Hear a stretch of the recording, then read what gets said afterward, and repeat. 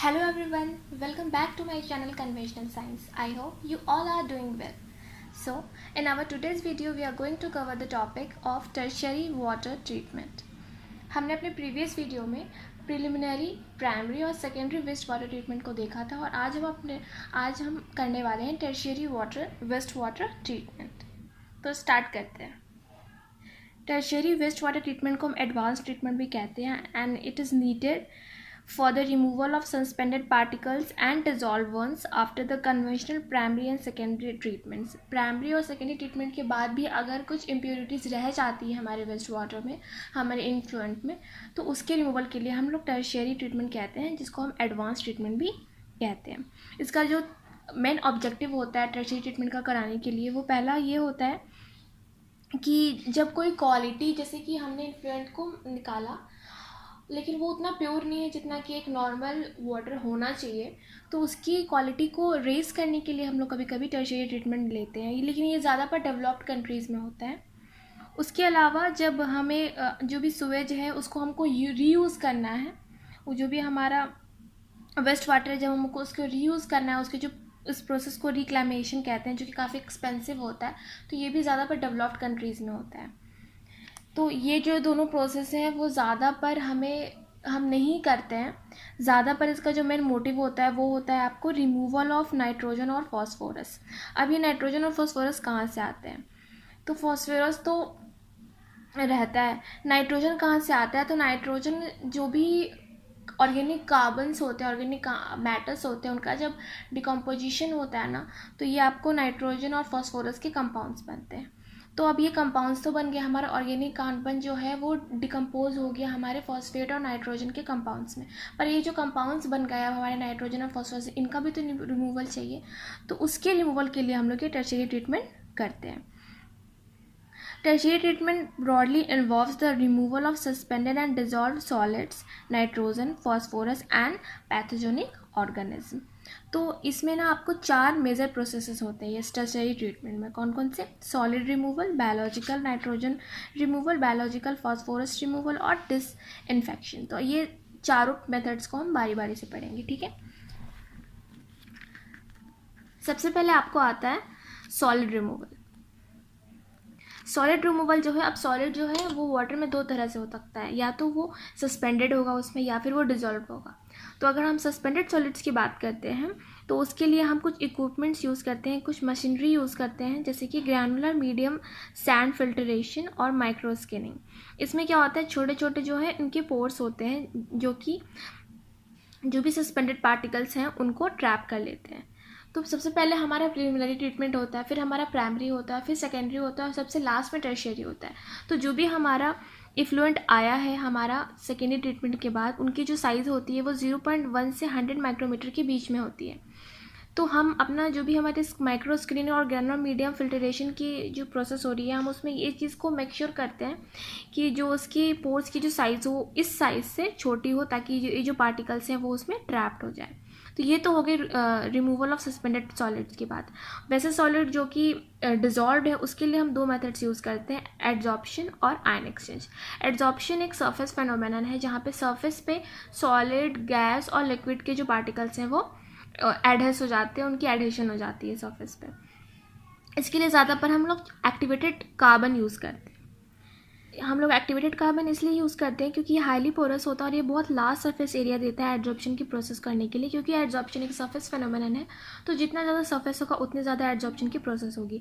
तो इस एड्जॉर्प्शन की प्रोसेस के थ्रू कौन कौन से रिमूवल होते हैं, कौन कौन से कंपाउंड्स का रिमूवल होता है, तो उसमें आपको है टैनिस, लिग्निन्स, पेस्टिसाइड्स, हर्बिसाइड्स, इन सब, और बहुत सारे इनऑर्गेनिक मटेरियल्स भी हैं जैसे कि टॉक्सिक ट्रेस मटेरियल्स. तो इन सब पार्टिकल्स का क्या होता है, इस मेथड के थ्रू इनका रिमूवल हो जाता है. Ion exchange for dissolve solids removal. Ion exchange के प्रोसेस में क्या होता है अब आपको कि इसमें आपको एक जो कोई भी आयन है वो दूसरे आयन को डिस्प्लेस करता है, मतलब एक आयन जो है दूसरे आयन की प्लेस को लेता है, उसको रिप्लेस कर देता है, ठीक है. The ion exchange process is carried out by employing 2 types of ion exchange materials, cation exchanger और एनायन एक्सचेंजर्स. यहाँ पे कैटायन एक्सचेंजर्स उन आयन पार्टिकल्स को बोलते हैं जो कि पॉजिटिवली चार्ज होते हैं और निगेटिवली चार्ज आयन पार्टिकल्स को हम एनायंस बोलते हैं। तो ये आयन एक्सचेंज प्रोसेस को कराने के लिए हमें दो तरह के मटेरियल्स चाहिए, वैसे जो कि कैटायन एक्सचेंजर्स की तरह एक्ट करते हो और वैसे जो कि एनायन एक्सचेंजर की तरह भी एक्ट करते हो। इसके किस तरह से होता है, इसका प्रिंसिपल क्या है? तो जो भी कैटायन एक्सचेंजर होता है उसके पास H+ आयंस होते हैं, और ऑर्गेनिक मैटर में जो भी पॉजिटिव आयन रहता है तो ये H+ आयन क्या करता है, उस पॉजिटिव आयन को, जैसे कि आपको कौन कौन से Na+ हो सकता है, उनको एक्सचेंज कर देता है और उसकी जगह पे वहाँ पे H+ चला जाता है और जो हमारा Na+ है वो बाहर निकल जाता है। उसी तरह जो एनायन एक्सचेंजर होता है वो OH- डोनेट करता है, और ये जो OH- रहता है ये रिप्लेस करता है उन निगेटिवली चार्ज आयंस को जो कि ऑर्गेनिक मैटर में प्रेजेंट है, जैसे कि आपको नाइट्रोजन के कंपाउंड्स होगा, नाइट्रेट हो गया, फॉस्फेट हो गया, सल्फेट हो गया, ठीक है। तो ये इसकी मेन प्रिंसिपल होती है। कैटायन एक्सचेंजर के थ्रू हम कैल्शियम और मैग्नीशियम का रिमूवल कर सकते हैं, और एनायन एक्सचेंजर के वजह से हम जैसे कि आपको निगेटिव कंपाउंड जैसे मैंने बताया था, सल्फेट, नाइट्रेट और कार्बोनेट का रिमूवल कर सकते हैं। अब ये है the waste particle is first pass through a cation exchanger and then through an anion exchanger. मतलब एक सीक्वेंस में होता है, पहले यहाँ पे कैटायन एक्सचेंजर होता है और फिर वहाँ पे कैटायन एक्सचेंजर के बाद एनायन एक्सचेंजर में हमारे इफ्लुएंट पास ऑन होता है। अब है कि हम ज़्यादा पढ़ना रीजिन का यूज़ करते हैं, क्योंकि रीजिन में OH- और H+ दोनों होते हैं। उसकी वजह से क्या होता है कि ये दोनों की तरह एक्ट कर सकती है। जिस तरह से भी हमें रिक्वायरमेंट होगी, जिस तरह से भी हमारे ज़्यादा आयंस होंगे, अगर ज़्यादा पॉजिटिव आयंस हमें रिमूव करने हैं तो उस तरह से जो हमारा रेजिन है उसको हम as a positive ion exchanger की तरह यूज़ करेंगे, कैटायन एक्सचेंजर की तरह यूज़ करेंगे। लेकिन कभी कभी क्या होता है, रेजिन्स का जो क्वालिटी है, जो उनकी कैपेसिटी है, एग्जॉस्ट हो जाती है, मतलब उनमें जितने भी OH- H+ है वो सब एग्जॉस्ट हो जाते हैं। उस केस में हम उनकी रीजनरेशन कराते हैं। तो अगर हम किसी एनायन एक्सचेंज रेजिन्स की रीजनरेशन करा रहे हैं उसके लिए हम स्ट्रॉन्ग अल्कली का यूज़ करते हैं, जबकि जब हम किसी कैटायन एक्सचेंजर रेजिन्स का रीजनरेशन करवाते हैं तो उस टाइम हम स्ट्रॉन्ग एसिड जैसे कि सल्फ्यूरिक एसिड और हाइड्रोक्लोरिक एसिड यूज़ करते हैं। तो ये जो भी पूरी प्रोसेस थी वो आपको थी सॉलिड रिमूवल की। अब हम देखते हैं बायोलॉजिकल नाइट्रोजन रिमूवल, जिसको हम शॉर्ट में BNRB कहते हैं। इसमें क्या होता है कि जितने भी ऑर्गेनिक कंपाउंड्स होते हैं जैसे कि यूरिया, प्रोटीन्स, उनके डिकम्पोजिशन होने पर जो माइक्रो ऑर्गेनिज्म की डिकम्पोजिशन कराते हैं तो बहुत सारे नाइट्रोजन के कंपाउंड्स भी एज ए प्रोडक्ट जो है फॉर्म हो जाते हैं। उनकी भी हमें रिमूवल करानी ज़रूरत है, क्योंकि वो यूट्रिफिकेशन कॉज करते हैं। यूट्रिफिकेशन क्या होता है कि जब बहुत ज़्यादा न्यूट्रिएंट की क्वांटिटी बढ़ जाती है एक्वाटिक मीडियम में, तो उस केस में क्या होता है, अलगल बूम और हाइड्रासेंथ और बहुत सारे ऐसे टॉक्सिक प्लांट्स का फॉर्मेशन होने लगता है उस न्यूट्रिएंट की वजह से। ताकि उससे क्या होता है कि ऑक्सीजन की कमी होने लगती है, क्योंकि वो क्या करते हैं, ऑक्सीजन को खुद में एब्जॉर्ब कर लेते हैं, जिसकी वजह से जो भी हमारे एक्वाटिक फिशेस और एनिमल्स हैं उनको उतना सफिशिएंट ऑक्सीजन नहीं मिल पाता है और वो मर जाते हैं। इसलिए यूट्रिफिकेशन को कंट्रोल करने के लिए, रोकने के लिए हमें बायोलॉजिकल नाइट्रोजन को रिमूव करने की ज़रूरत है। तो ये जो ट्रीटमेंट होता है बायोलॉजिकल नाइट्रोजन के रिमूवल का, ये दो प्रिंसिपल पे बेस्ट है। कौन कौन सा? एसिमिलेशन ऑफ नाइट्रोजन और नाइट्रिफिकेशन और डेंट्रिफिकेशन।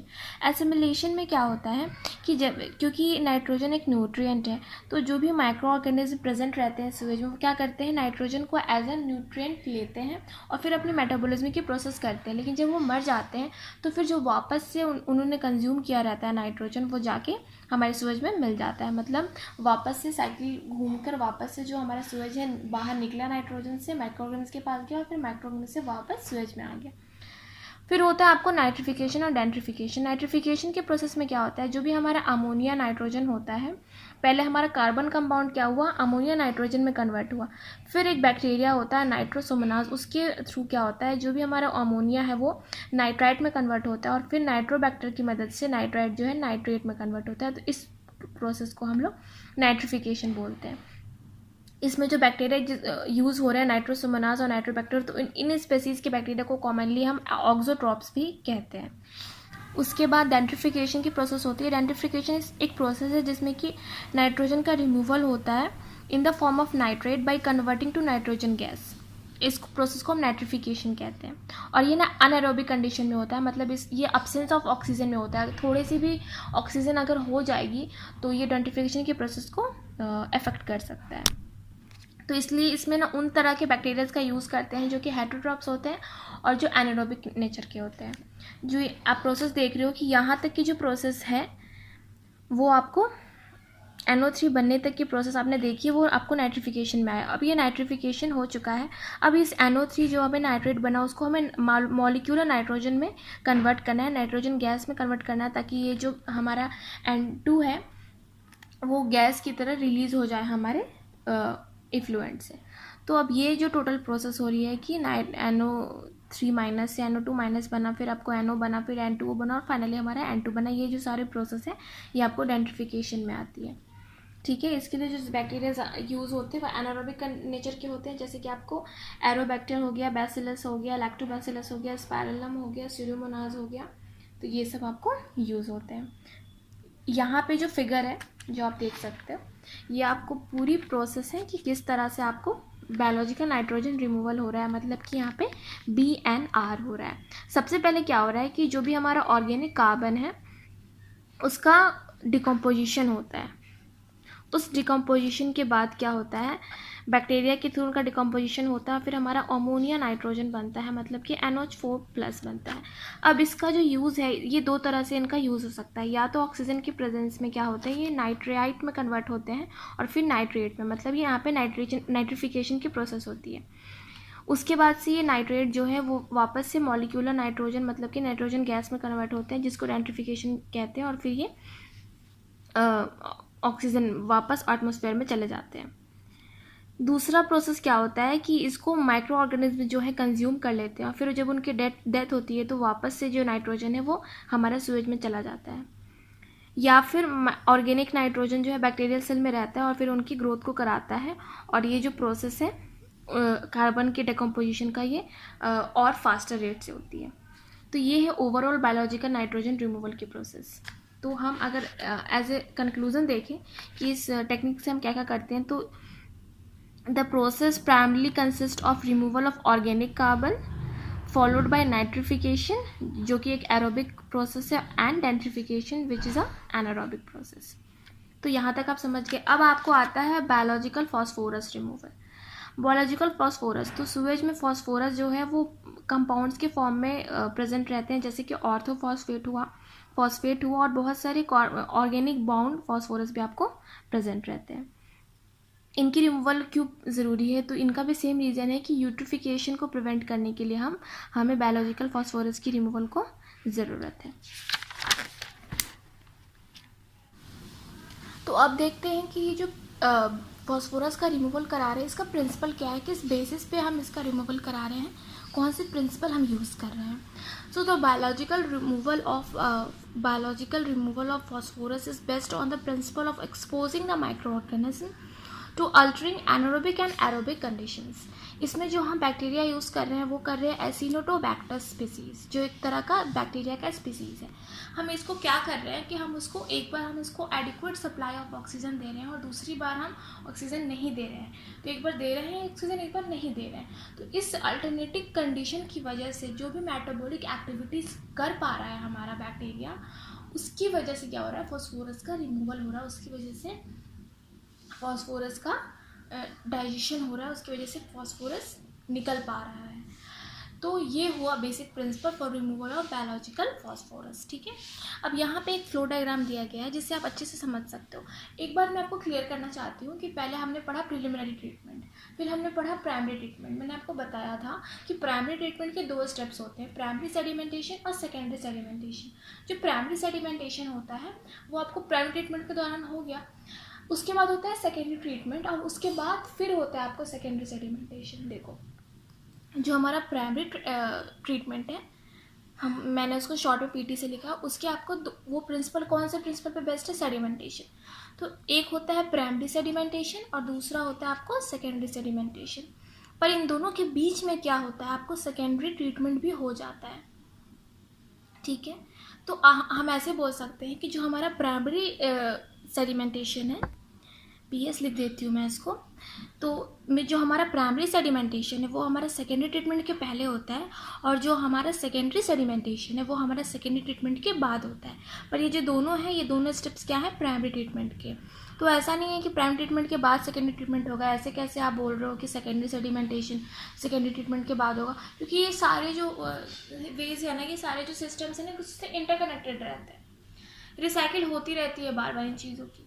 तो इसलिए क्या है कि भले ही ये दूसरा स्टेप है प्राइमरी ट्रीटमेंट का, लेकिन ये जो स्टेप है ये सेकेंडरी ट्रीटमेंट के बाद होता है।